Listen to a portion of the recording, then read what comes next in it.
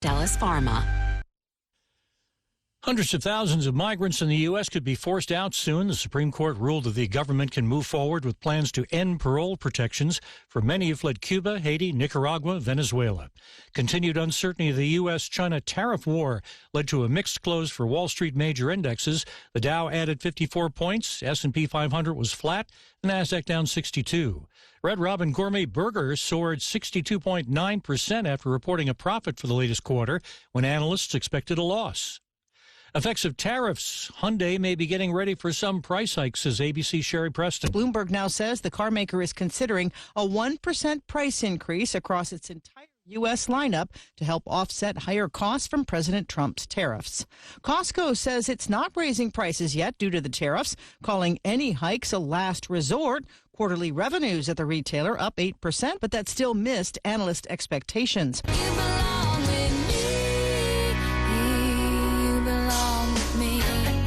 A smiling Taylor Swift in new photos on her website announcing she's regained control over her entire body of work. The pop star has purchased her catalog of recordings, originally released through Big Machine Records, from their most recent owner, the private equity firm Shamrock Capital. Taylor Swift did not disclose the amount she paid for her songs. Chuck Sievertson, ABC News. Progressive presents Employee of the Month. Small Business Edition. Today's recipient from Michaela's Mobile Spa, Michaela! Michaela got a quick business insurance quote from Progressive and chose from over 30 customizable coverages. Sure, it helps she's her only employee and does literally everything. But while others would rest on their laurels, Michaela was hard at work saving big. So take that, hypothetical other employee who doesn't exist. Be your own Michaela. See if you could save in as little as 7 minutes at ProgressiveCommercial.com. Progressive Casualty Insurance Company and Affiliates. Coverage is not available in all states or for all vehicles and coverage selections. News Talk 610 AM and 102.1 FM. KVNU. 4:05 now on this hot Friday afternoon. Of course, it also marked the end of school for Cache County schools as they wrapped up classes earlier today. And I guess we can say that summer break is officially underway for all the local students. Of course, graduations were held earlier this week. A quick traffic alert before we get to the news this hour, as the Logan City Water Department has let us know they've had to close a section of 14th North from Main Street to 2nd West. Now, that is closed due to an emergency water main leak, and traffic, although it is passable, you are going to have some major delays. So if you can avoid that area till about 8 o'clock tonight, as they say, crews are going to continue to work on that emergency leak until about 8 this evening. Again, that's 1400 North from Main Street all the way back to 200 West near Deseret Industries. Well, Logan has been identified as one of the top U.S. markets experiencing significant home price declines so far this year. But real estate experts say that local housing downturns shouldn't cause panic. Now, according to the latest report from the National Association of Realtors, Logan ranked 5th nationally among cities facing the sharpest price decreases. Now, in Logan, the median home sales price dropped 5.8% year over year to $410,900. Now, despite these notable declines, NAR chief economist Lawrence Yun emphasized that the price adjustments are just part of a broader market normalization following substantial gains in recent years. Now, the situation in Logan mirrors wider trends that have been seen in other popular markets, including St. George, which experienced a 5.5% drop in median home prices. Now, real estate professionals attribute the downward pricing pressure to rising housing inventory and a recent surge in new home construction, especially here in the West and also in the South. Well, during a brief address to this year's crop of summer citizens, Vanessa Ballum assured them that the Utah Festival Opera and Musical Theater would be back in full swing during the summer of 2026. Now, after thanking those temporary visitors from Arizona and other heat wave states for trekking to Cache Valley this year, despite the local festival's current hiatus, Ms. Ballum offered a preview of next season for the theater troupe. Now, the sneak peek came during the Summer Citizens Orientation event that was hosted by the Cache Valley Chamber of Commerce earlier this month. Now, next year, the festival's opera's organizers are planning to stage 3 musicals. Those will be 1776, The Pirates of Penzance, and also the small cast musical known as The Last 5 Years. Now, Ms. Ballum also assured the summer citizens that the festival opera would return to its home at the Ellen Eccles Theater in downtown Logan for next year's season. And fitness technology company iFit Incorporated has formed what they call a new science council. It's aimed at embedding cutting-edge scientific research into its personalized fitness offerings. Now, the council, made up of experts in the fields such as sleep medicine, cognitive performance, women's health, and longevity, will guide iFit's efforts to integrate biometric data and health markers into its interactive training programs. Now, the Logan-based company says that this will enhance how workouts adapt in real time to a user's performance and wellness profile. Now, Kevin Duffy, who's CEO of iFit, in a press release said the health and wellness journey of anyone is deeply personal and that the iFit Science Council will allow them to translate science into actionable everyday routines.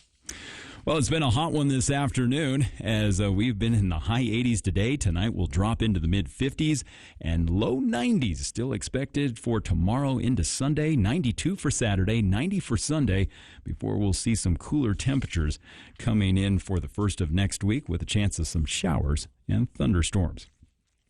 And congratulations to our latest Above and Beyond Salute winner, Matt Pierce, longtime officer with the Logan City Police Department, was our winner this morning of a $40 gift card to Firehouse Subs. A citizen had nominated Officer Pierce, saying that he's dedicated to keeping citizens safe, whether he is on or off duty. And always appreciate those nominations. You can go to kvnutalk.com and nominate a hero in your neighborhood. And KVNU News Time is now 4:09, and coming up, it's KVNU's For the People Show with Jason Williams. And I'm Will Theelwright with your KVNU News headlines. Do you have a nasty weed problem? We have the right person for you. Sir, you work for Logan Extermination, don't you? Can you help these folks get rid of pesky dandelions? Of course I can help. I am the Terminator. I will terminate those little yellow devils in your yard. Call me at Logan Extermination, 752-8450. Terminate your weeds and green up your lawn for only $45, based on maximum 5,000 square feet. The Above and Beyond Salute, sponsored by Firehouse Subs, recognizing first responders and other deserving individuals in our community. Friday mornings at 8:30 on News Talk KVNU. This is Dr. Red, chiropractic physician with Red River Health and Wellness. Are you suffering with fatigue, brain fog, headaches, intestinal issues, weight gain, and you haven't been able to find any answers? Before I started at Red River, I was having a lot of stomach pain. I was overweight, severe anxiety, some depression. I had been to multiple doctors. I'd been to specialists. We had done tests, and no one could find anything that was wrong. Red River Health and Wellness can help you. I'm on anxiety medicine. I've lowered my dose, and I'm working with my doctor to continue to lower it. I'm sleeping through the night. I have energy for my kids. I've lost 30 pounds. I just feel really good. Our goal is to teach you and educate you so you know how to manage your condition a lot more effectively, and you know what to do and what not to do for the rest of your life. Schedule your appointment today at 855-55-RIVER. Red River Health and Wellness with offices in Logan, South Jordan, Springville, and St. George. Call Red River today. Coming up on the Monday edition of the Clay Travis and Buck Sexton Show, the latest on Trump and the economy. Things looking good, getting moving. How many rate cuts are expected, and how will that affect things with tariffs and small businesses? The big, beautiful bill also looming large in all of this. How big is it? How beautiful is it? We will talk about the Senate side of the equation coming up on the Monday edition of Clay and Buck. 10 to 1 on News Talk KVNU, 102 FM and 610 AM. KVNU's For the People with Jason Williams and Bill Walter. And it is Utah known as the fraud capital of the world. Not because we have more people committing fraud, but because we have so many people falling for it. Going beneath the headlines and connecting you to the newsmakers. The radio is a great way to get the word out to a lot of people in an emergency. So we thank you for your help and being a partner with us. For the People on News Talk KVNU, 610 AM, 102.1 FM, online at 610kvnu.com and on the KVNU mobile app.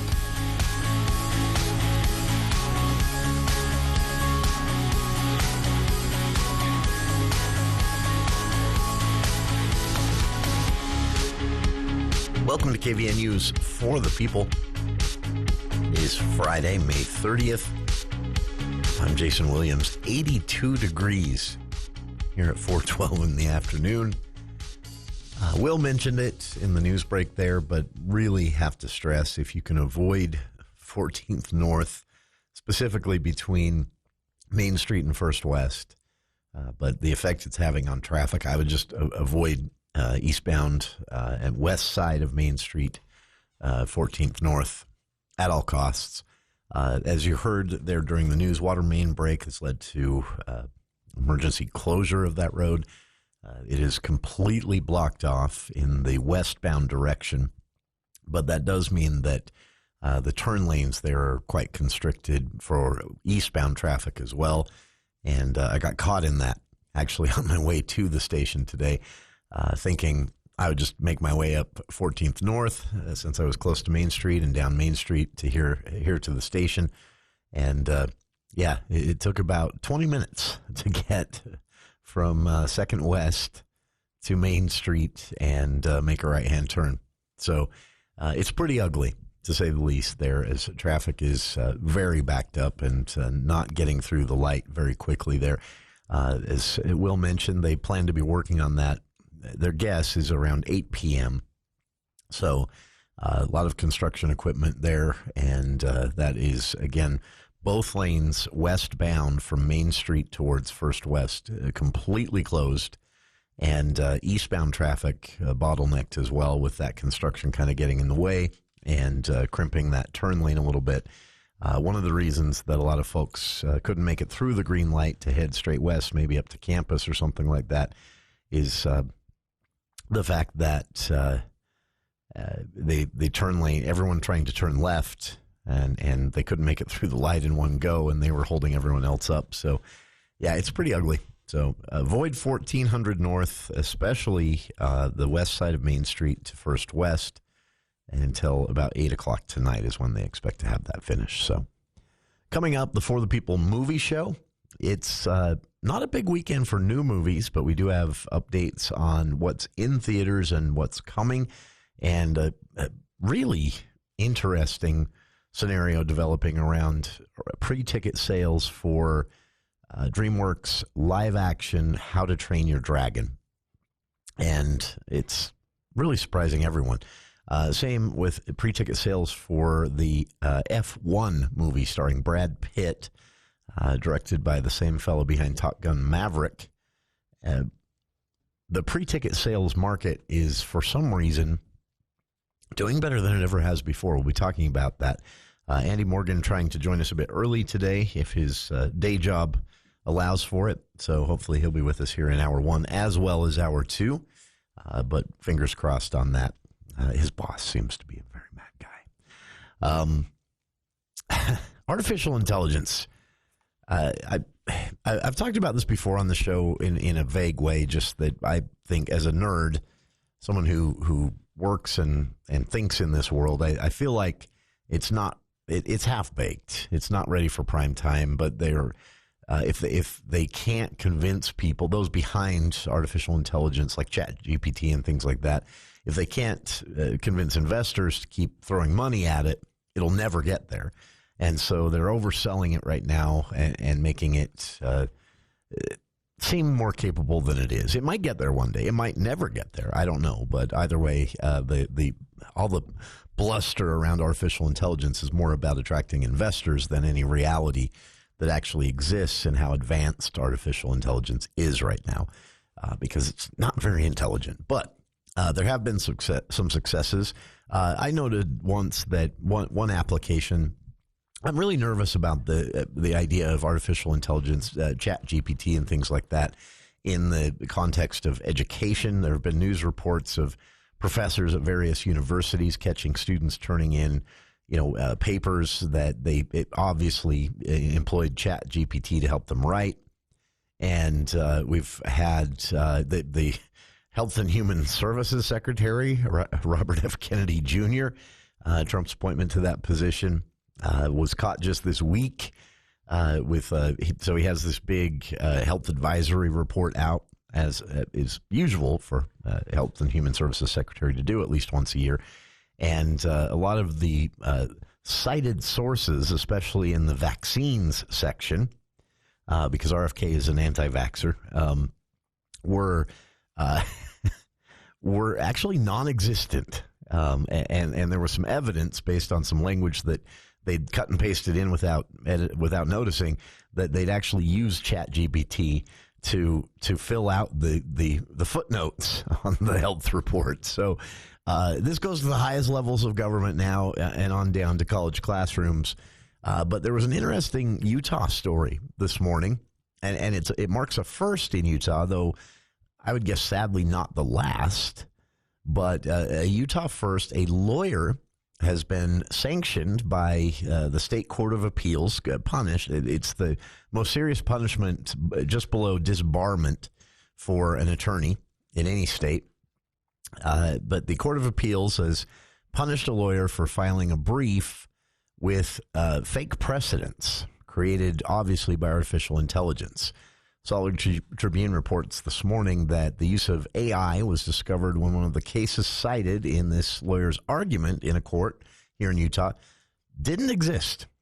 It was a precedent cited as an argument in the brief filed by the attorney that was literally made up.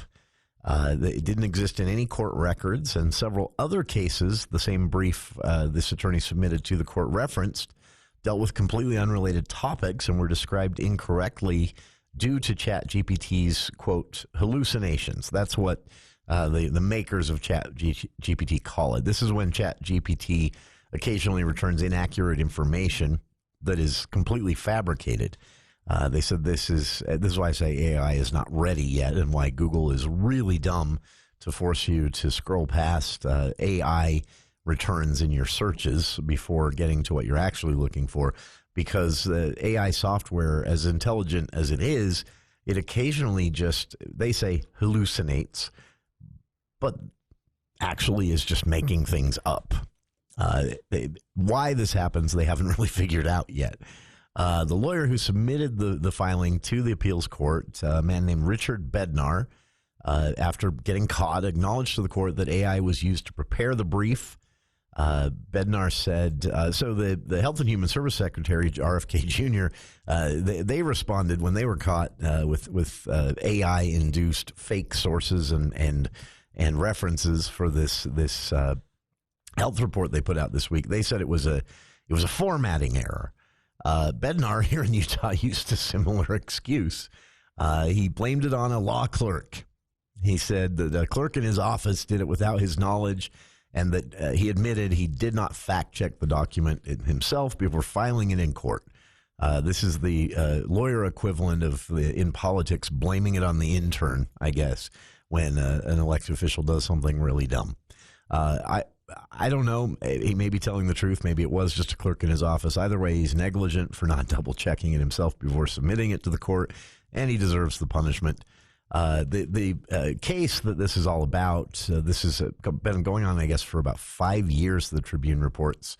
Robert Gerke at the Salt Lake Tribune says the now 5-year-old case at the center, this is at the center of, it involves a dispute between an business executive in Layton for a company demanding payment for shares in the company after what he contended was an improper filing. So there's an individual in Utah that says he was fired improperly, and he's asking a court to force the company he was fired from to give him shares in the company as compensation for being fired improperly. This has been caught up in the courts for about 5 years now. Bednar is the second attorney this man has had involved in the case. Bednar has sought an immediate appeal of the decision of lower court to the Court of Appeals. The lower court ruled against this man, and so there wasn't evidence that he was fired improperly. And Bednar was his attorney for the appeal. So he's petitioning the court to hear the appeal, and this the case cited. So this is where it's kind of interesting. So in the brief filing, which the Tribune includes in the news story, you can read it yourself. It cites a 2007 case, Royer v. Nelson, and the brief claims that that ruling in this 2007 case was legal precedent to support the argument that the court should intervene on behalf of the fired employee in this current case. The problem is that Royer v. Nilsen doesn't exist. There is no 2007 or any other year case of Royer v. Nilsen. It's completely fabricated.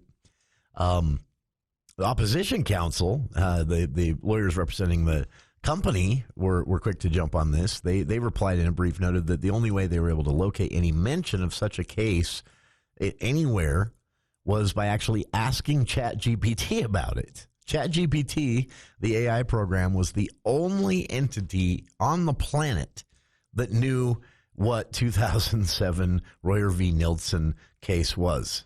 That's because ChatGPT made it up. So they proved this to the judge by actually asking ChatGPT if it was a real case, and the AI program apologized and said, no, I was mistaken. I can't find a record of this case anywhere. There were 4 other cases in the brief cited and flagged by opposing counsel, noting that the 4 other cases were not even remotely related to the matter at hand. The appeals court rejected the petition for review, ending the appeal. And in addition to that, they plan to punish this attorney. Again, Bednar, the attorney, said he has his own attorney now, obviously, a man named Matthew Barnick. They said this morning, when asked by the Tribune for a reaction, said, while the search was done by a clerk, you can't point fingers and maintain credibility in court. So Bednar taking responsibility for it, even though he's still blaming it on a clerk and saying he just should have reviewed the clerk's work. Yeah, probably. Said this was a mistake.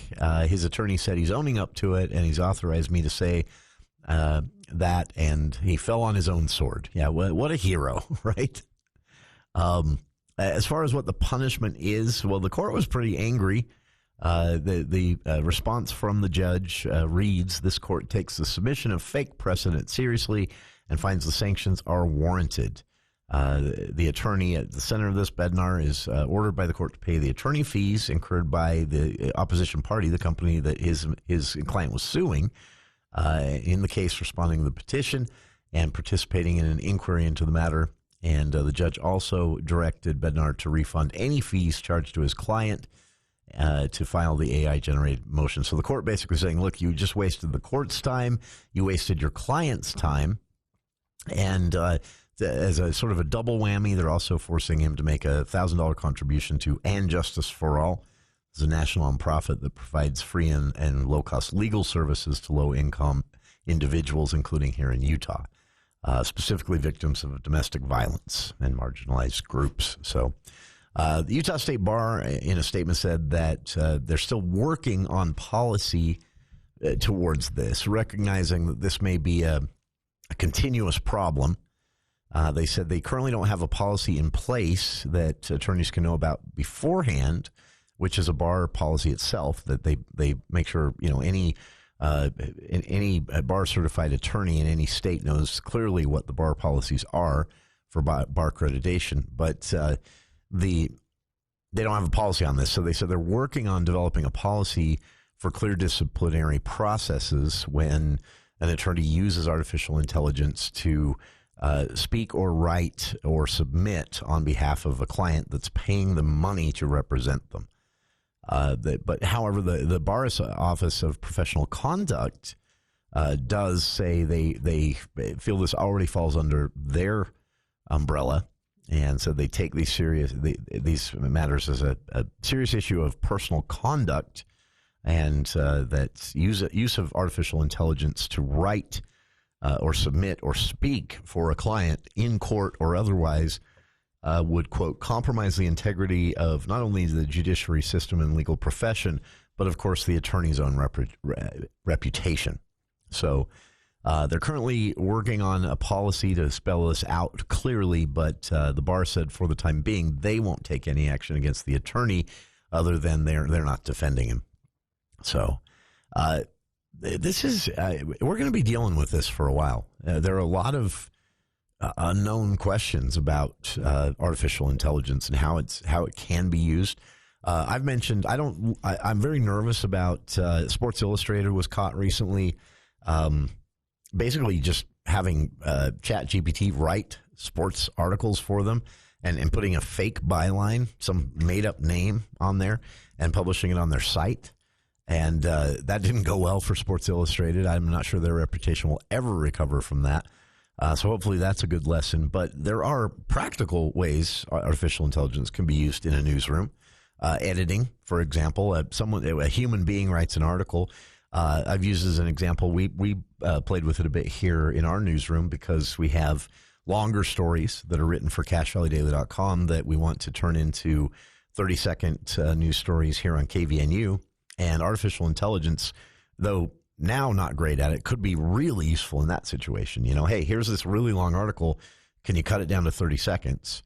And then, of course, have a human read through that still to make sure that the AI didn't hallucinate or make anything up, as it has in the case of this poor attorney here in Utah. I shouldn't say poor attorney. This is all self-induced. But so, again, there are real practical and useful applications for this.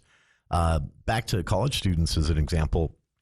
If I were a professor grading or you know, in any way reviewing student performance, if you think about it, the role of a professor at that point is to see if the students learned anything from you, and if they are retained anything, right? And so if I found out students were using AI, for example, to edit their papers, they're actually writing them still, but they were using artificial intelligence to edit them, to check for grammar and things like that, I wouldn't have a problem with that. To me, that actually is just a student being smart, using their time smartly, right?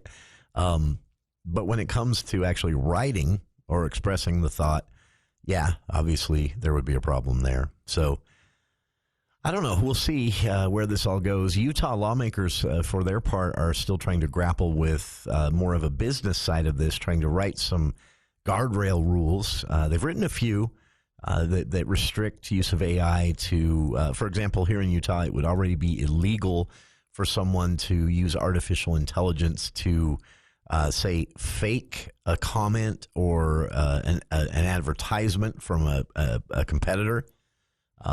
That would already be illegal here in Utah. That hasn't happened in Utah or anywhere else that I've heard of, but some things like that, Utah lawmakers have already grappled with some obvious things, but there's still a lot of work to do, and lawmakers say that they'll probably be visiting artificial intelligence policy here in Utah on a regular basis for the foreseeable future. So check it out.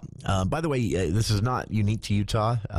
2 years ago in New York, a judge fined several attorneys, actually, and ordered them to publicly apologize to both their clients, plaintiffs, and 6 judges who were affected by them doing the same thing, submitting briefs with non-existent judicial opinions and precedents filed officially in court using artificial intelligence to develop the filings. And for Bednar's part, the attorney here in Utah, he was previously actually disciplined by the Utah State Bar and had his license suspended for 3 years based on complaints filed by 4 members of the military in cases involving discharges when he was working as an attorney in Virginia. And in each of those cases, Bednar accepted them as clients, was paid a fee, and then stopped answering his phone. So, I don't know, maybe a name to remember if you're looking for an attorney. We'll be back with more of KVNU's For the People on the other side of these headlines with KVNU's Will Feel Right.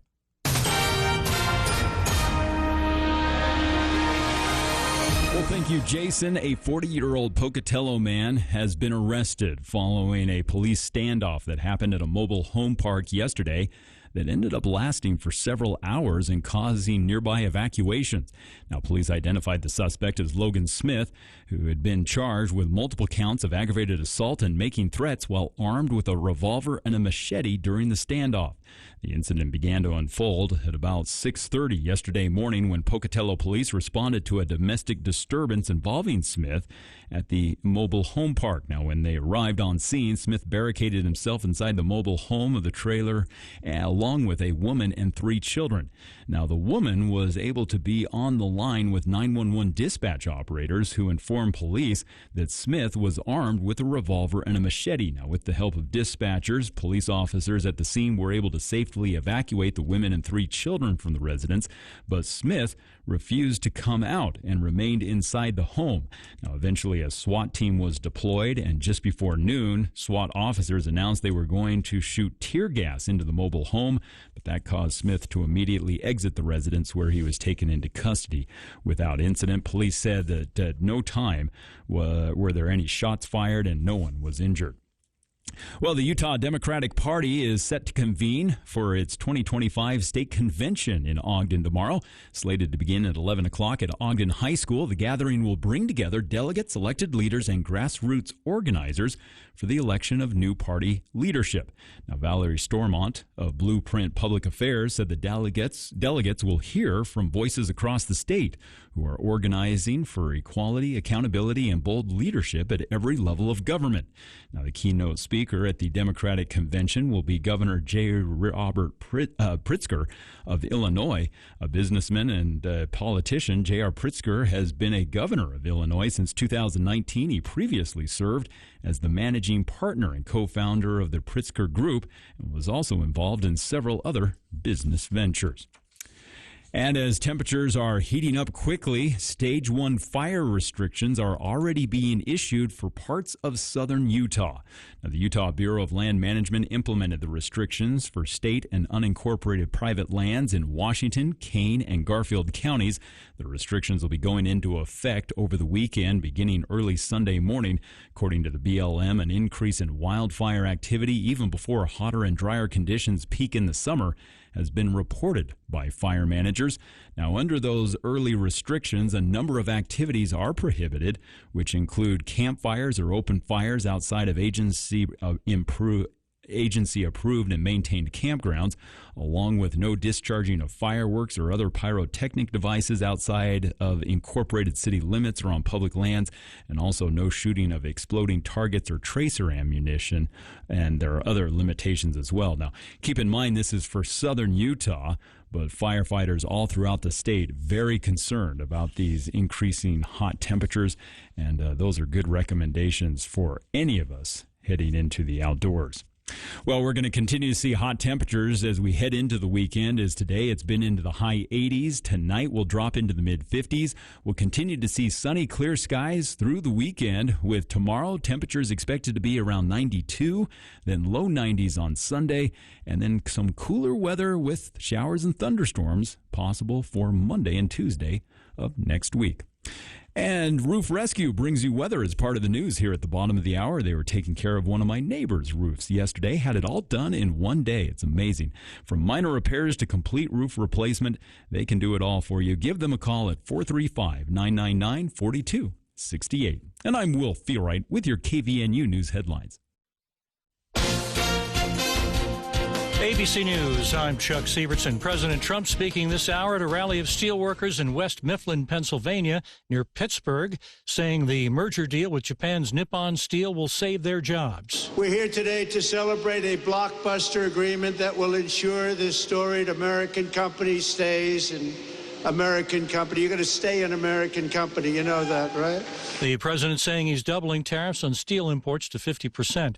Inflation remains not low enough for the Federal Reserve's acceptable level to lower interest rates. Consumer prices rose just 2.1% in April, says the Commerce Department. Excluding food and energy, prices rose 2.5%. On Wall Street, the Dow advanced, the S&P was flat, and the Nasdaq went down. The actress who won an Emmy Award for playing Major Margaret Houlihan, head of nurses on the hugely popular war-themed TV comedy series MASH, has died. Loretta Swit. This is ABC News. Today's hearing aid technology can improve not only your life, but the lives of the people who care about you. Once again, you'll be able to hear the reason for their laughter and understand conversations. Dr. Paul Danes at Cache Valley Hearing and Audiology will customize a hearing improvement program to meet your unique requirements, whatever they are. Call Cache Valley Hearing and Audiology for an appointment and let them show you how. Bring back what you've been missing. Bring back Cache Valley Hearing and Audiology. Hello once again. This is Mike Arnold down at Edward Jones Investments with the closing financial markets report for Friday, March 30th. Stock prices were little changed to close out a solid week. Equity markets were nearly flat on Friday despite continued tensions as President Trump said that China had violated its trade agreement with the U.S. Treasury Secretary Scott Bessent also commented separately that trade negotiations with China had stalled. These statements highlight the trade tensions that we expect to continue over the next coming months. Today, U.S. equities closed mixed with the Dow up 54 points at 42,270. NASDAQ was down 62 at 19,114, and the S&P was pretty much unchanged at 5912. In commodity markets, the price of crude oil was flat at $60.92. The price of gold was down $26.50, closing at $33.17. In stocks of local interest today, Autoliv down $1.83 at 102.82. Chevron down $1.21 at 136.70. Home Depot unchanged at 368.29. Kroger up $1.28 at 68.23. Nucor up 42 cents at 109.36. Walmart up $1.62 at 98.72, and Meta Platforms up $2.44 at 647.49. For KVNU, this is Mike Arnold with Edward Jones Investments with wishing you a great weekend and a happy summer. Finding comfort outdoors by upgrading your landscape is easy with the creative touch of Canyon Landscaping. Imagine beautifully designed planting beds, an outdoor patio with landscape lighting to help you relax, entertain, and enjoy your home. Your project designed around your lifestyle and professionally installed, on budget and on time. See their work at canyonlandscaping.com or call 752-3838 to get started right away. Canyon Landscaping. Look for the leaf. If you're near retirement or thinking about retiring, you probably have questions. How do you make your savings last? How much should you take out and when? You're ready for retirement, but are your finances? Your Edward Jones financial advisor can help you build a strategy to help your finances keep up with your long-term needs. You've done what it takes to get there. Now it's time to make the most of retirement. Call one of our 11 branch locations in Cache Valley or go to edwardjones.com. Edward Jones, member SIPC. The Above and Beyond Salute. Hello, Officer Pierce. Somebody reached out to us and they told us about the 20 years that you spent at the Logan City Police Department. What made you originally want to get into law enforcement? I started a search and rescue at the sheriff's office and kind of enjoyed that and just kind of explored further into law enforcement. Just to tell you thanks for all of the incredible work you've done to keep our community safe, I've got $40 for you at a Firehouse Subs to take care of lunch or dinner sometime. Oh, wow. That'd be awesome. The Above and Beyond Salute, sponsored by Firehouse Subs on News Talk KVNU.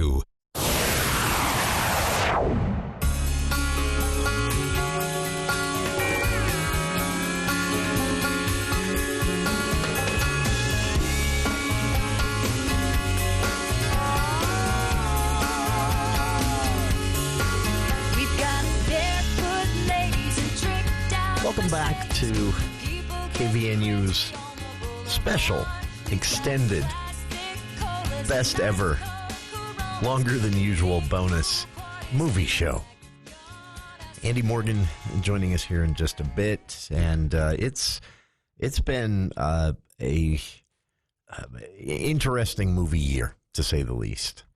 It's box office trends have been weird. I was reading just today that one of the strangest trends is for reasons I can't imagine what, and the experts and critics don't seem to have much of a theory, but pre-sale tickets are through the roof for some reason, but only recently. Well, it started with the Minecraft movie and then continued on through Mission Impossible was a big one.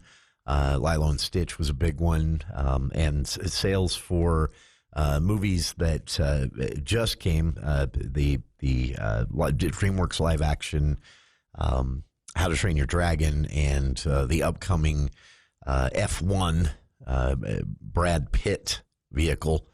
Get it? It's about a car. It has a car in it. Mickey 17 was another one, but ticket pre-sales for these movies, for whatever reason, were through the roof compared to historical records.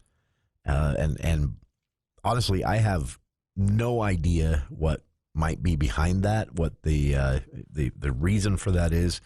But I do know it kind of speaks to this overall.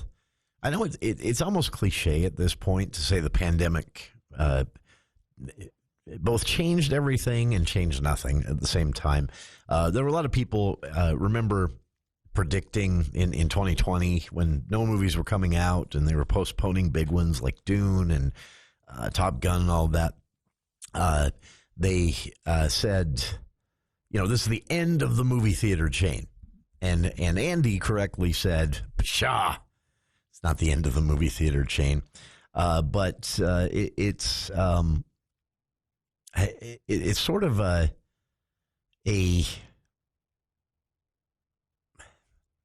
unpredictable world. Let's say that has existed since 2020. So it wasn't the end of the movie theater chains. It wasn't the end of people going to movies. It took a while. Getting the engine started again it took some cranking, but we did, eventually see. I'm trying to remember now. I think it was Top Gun Maverick that was the first real big. All right, movies are back, and then of course you had the next year Oppenheimer, and Barbie on the same weekend, and that was when they were really back. But we also saw. After the pandemic, the audiences got picky or pickier. They've always been picky, but they got pickier.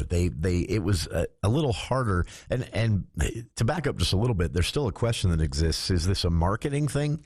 Did the boom years for movies of 2018 and 19 cause both theater chains and production companies to get a little lazy in their marketing? Just kind of assuming people would show up because what else are they going to do? That's a possibility. The other one is the experience just not enough to get people out of their homes and away from their streaming services? They're still willing to. Barbie showed that. Top Gun Maverick showed that. Dune Part 2 and Part 1 really showed that. You had these big movies. Thunderbolts is showing that now. Minecraft this year really showed that. So they're Sinners, too, the sleeper hit of the year so far. The movies, there were 10, 20 movies over the last 3 years that you can point to and say, people aren't against. The pandemic didn't ruin the go out to the movies experience for people. They're still very much interested, but they're still just not falling in line every weekend like they were. And there's big conversations are happening about. Personally, I still think that movie theater chains refuse to acknowledge they need to stop phoning it in, and in a lot of ways they are. And they're trying gimmicky stuff. I maintain no one wants a vibrating chair, the D-Box thing. The luxury seating is great, but make it theater wide here in Cache Valley like they do in Salt Lake. I think that's a good idea. Sure, maybe you have fewer tickets to sell by 10 for each screening, but you can add another screening because more people are going to show up because the seats are more comfortable and you have more leg space. I also think considerations for the lobby experience. If someone wants to, I saw this recently at a Megaplex here in Logan, and it made me so sad. There was an older couple. I don't know what they're going to see. But they just wanted to buy a ticket the old school way. They hadn't bought one online. They weren't using the app. They didn't want to use maybe they didn't even notice the kiosk just inside the door where you can swipe your card and buy a ticket. They walked up to the counter, and I heard them talking because we were standing behind them in line. And I heard them talking, saying, there's so many people in front of us, and the movie's going to start now. I wanted to tell them you've got 15 minutes of advertisements before the movie actually starts, so you're good. But they were very worried, and then I heard them say, "Well, maybe we'll just skip popcorn," and then they did. They just got out of line and skipped popcorn, and I actually at that point regretted not telling them, "Look, you got 15 minutes to 20 minutes of commercials. You're good."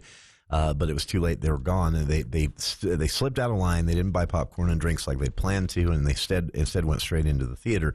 And that's because you have to wait in the same line to do either at this specific location. Things like that, I think, I don't know. I get it. It's tough because there are so few people coming in to actually buy tickets in person anymore.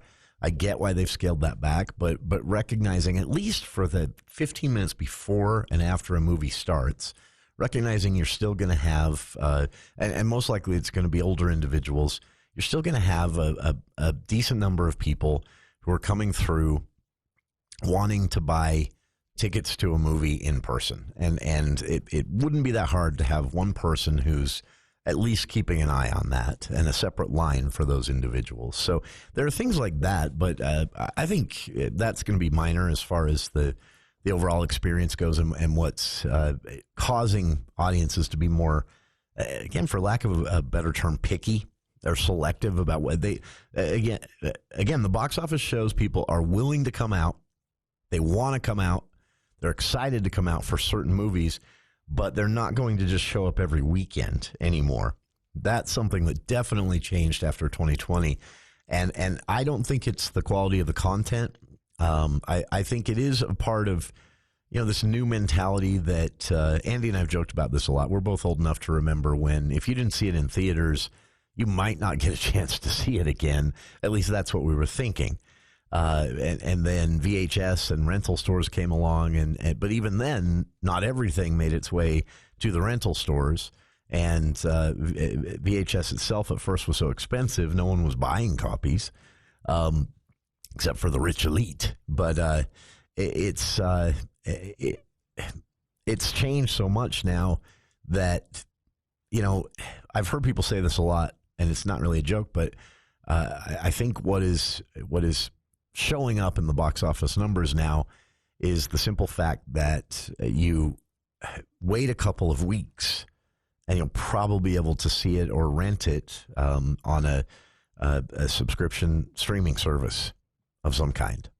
And I do think that changes the dynamics enough that I don't think this is the end of movie theaters. I don't think it's the end of movie theater chains, but I do think it changes the dynamics enough that you still see the decision makers at chains kind of sticking their heads in the sand a little bit.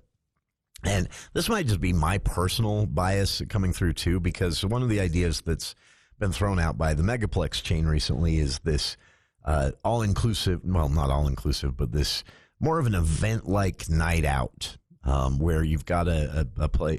So the theater isn't just a theater, it's still a theater. And they still have, 5-6 different films playing at each location. With luxury seating. That's part of the remodel of a lot of the Megaplex locations, including University right now. And but on top of that, you've got a bowling alley, you've got a restaurant, maybe 2 restaurants, you've got a coffee shop or a place where people could get a dirty soda, like a indoor swig location with seating. I get it, and I think it's probably not a bad decision to go in that direction.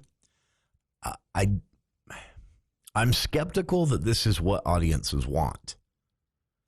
I feel like the night out that includes or ends with a movie or maybe starts with a movie if you're a late eater,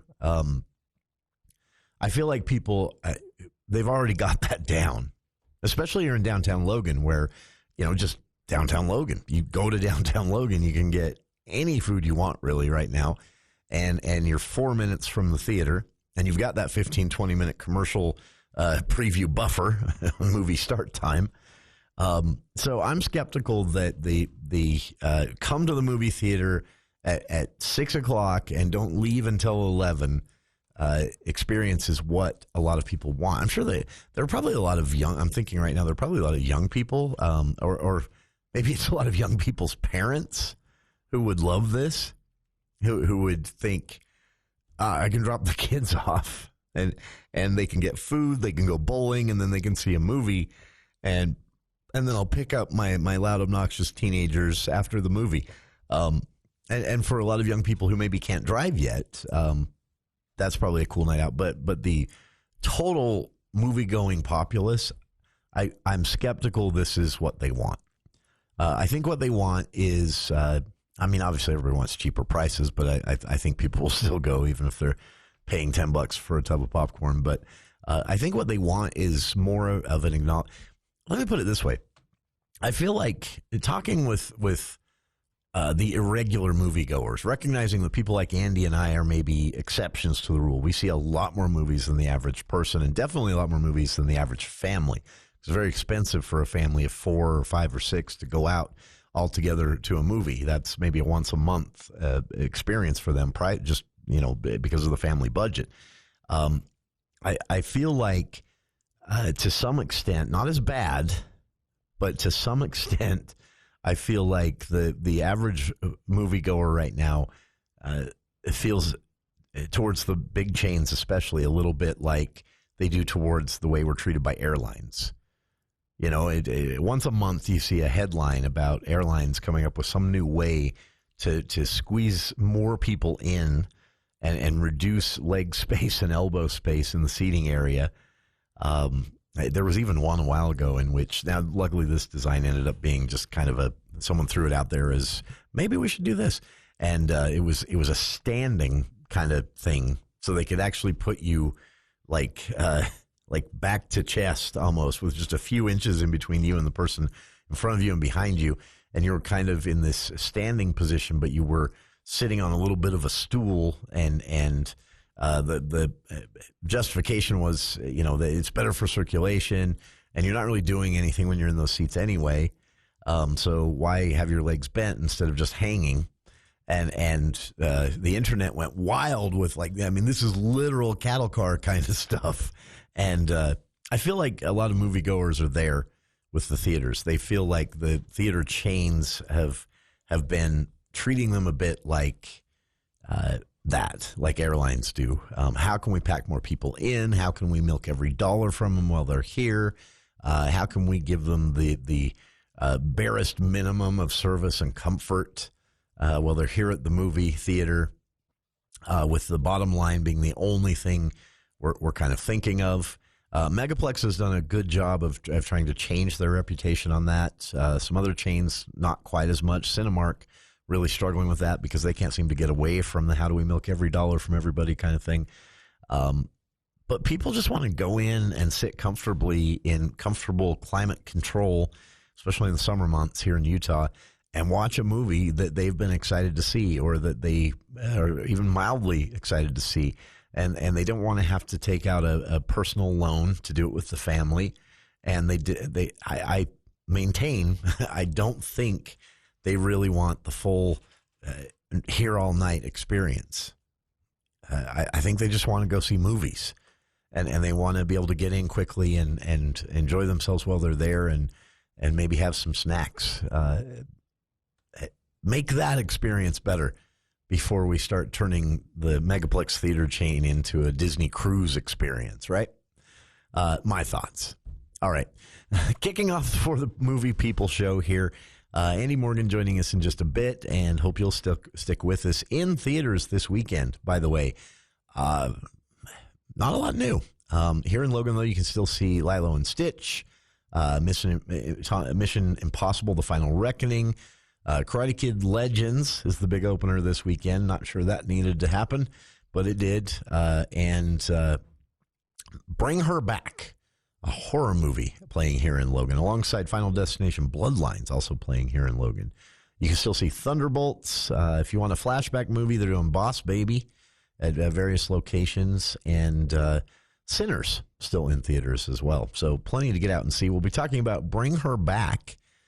This is a follow-up film, not a sequel, but a follow-up film by a directors Danny and Michael Philippou, who made the really creepy Talk to Me, which you can see on Netflix right now if you really want to be creeped out.